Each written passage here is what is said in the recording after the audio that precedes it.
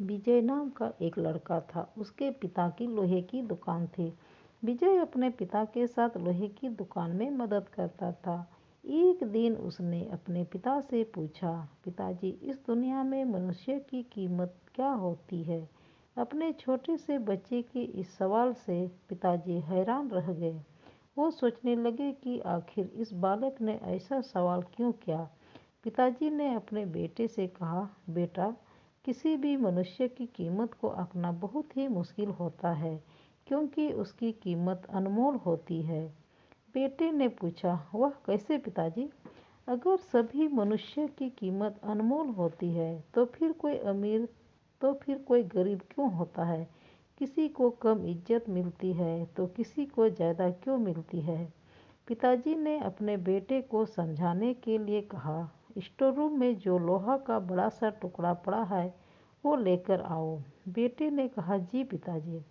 वो लोहे का टुकड़ा लेकर आता है। पिताजी उससे पूछते हैं कि बताओ, इस लोहे के टुकड़े की क्या कीमत होगी? विजय बताता है कि 500 रुपये। पिताजी अब उससे पूछते हैं कि अगर मैं इस टुकड़े के छोटे छोटे कील बना दूं तो फिर उसकी क्या कीमत होगी? वो थोड़ा सोचकर बताता है कि पिताजी, ऐसा करने से उसकी कीमत बढ़ जाएगी। तब तो ये और भी महंगा बिकेगा, लगभग 1500 रुपये में। पिताजी अब उससे पूछते हैं कि बेटा, अगर मैं इस लोहे के टुकड़े से घड़ी के बहुत सारे स्प्रिंग बना दूँ तो?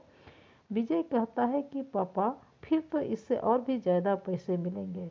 पिताजी अपने बेटे को समझाते हुए बोलते हैं कि ठीक इस लोहे के टुकड़े की तरह ही मनुष्य की कीमत होती है। मनुष्य की कीमत भी इसमें नहीं होती कि अभी वो क्या है, बल्कि इसमें होती है कि वो अपने आप को क्या बना सकता है। विजय अब समझ चुका था कि उसके पिताजी क्या कहना चाहते हैं।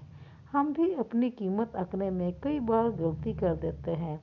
हम अपने वर्तमान स्थिति को देखकर अपने आप को महत्वहीन और अर्थहीन मानने लगते हैं।